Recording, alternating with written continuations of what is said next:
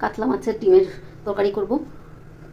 ডিমটা আগে ভেজে নিতে হবে। এই যে তেল দিয়ে দিলাম, গরম হয়ে গেছে, মাছের ডিমটা দিয়ে দিচ্ছি।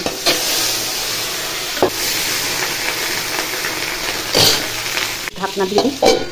মাছের ডিমটা ভাজা হয়ে গেছে, এখন পটল আলু দিয়ে ডিমটা ঝোল করব। নুন হলুদ দিয়ে পটলটাকে ভেজে নিচ্ছি। এখন আলুটা ভেজে আগে পেঁয়াজ পুরোনে দিচ্ছি।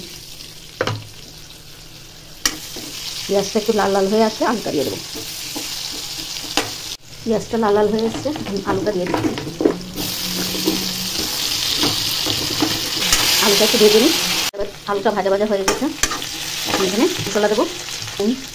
হলুদ, জিরে গুঁড়ো, লঙ্কার গুঁড়ো, আদা রসুনের পেস্ট দিয়ে কষিয়ে নেব। হয়ে গেছে,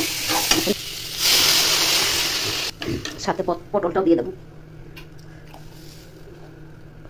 তরকারি মোটামুটি হয়ে এসছে, এখন ডিমগুলো দিয়ে দিচ্ছি, দিয়ে একটু ভেঙে দেব।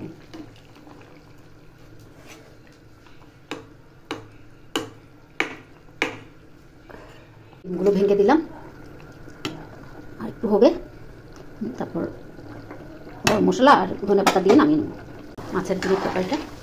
এখন একটু ধনে পাতা দেবো,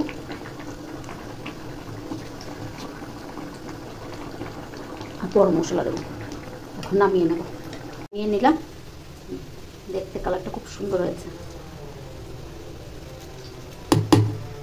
এভাবে বানিয়ে খেয়ে দেখবেন, বড়া টড়া না করে, খুব টেস্ট হবে।